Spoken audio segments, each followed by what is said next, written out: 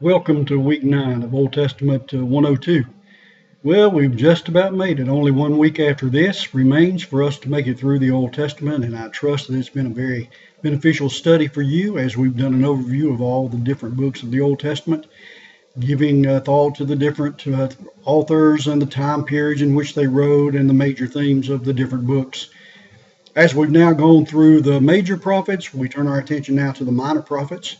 Minor prophets are very, very important in their message. Minor doesn't have anything to do with the importance or significance of the message. It has to do with basically the length of the book. And minor prophets are, for the most part, very much shorter than the major prophets. But the message is just as important. And so we need to pay attention to what they say. We need to give special attention to the time frame in which these prophets wrote. We need to pay attention to the nation to which they address their message, whether the nation of Israel or the nation of Judah. We need to pay attention to the message to surrounding nations that the minor prophets give, because that's a very significant part of their message. Some of them give condemning messages to nations surrounding Israel because of their negative influence and their negative impact on the nation of Israel and Judah. And so you need to pay attention to all that is being written in these books. Some of them have some rather unusual ploys that God leads them to utilize in order to get their message across.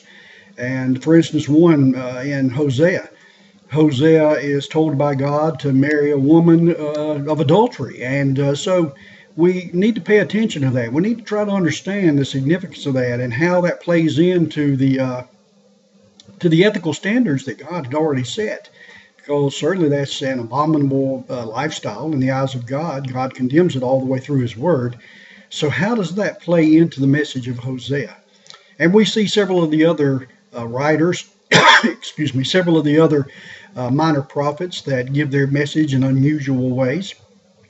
We see some that give their messages clothed in different types of parabolic form, or different types of stories, or different types of genres of literature to get their message across. So it's very, very important to notice all of these different methods and means that the prophets use to get their message across. As I've already stated, pay special attention to the time frame in which they wrote, because that's very significant in understanding and giving proper interpretation to the message, understanding when that message was delivered to the people of Israel or Judah or to the surrounding nations. So give special attention. This week we're going to cover 9 of the minor prophets, and that's a lot. 2 chapters in the textbook, and we're going to begin and go in the order in which they're found in our English Bibles. Of course, that's not a chronological order, so again, you need to pay attention to the time frame in which they wrote. But pay attention to their message. Look for the major themes that they discuss as they write their messages, and give some serious thought to what they're saying and how they're saying it and to whom they're saying it. And I trust and pray that this will be a very beneficial time of study for you this week. God bless you in your studies, and I look forward to seeing you again next week by way of video.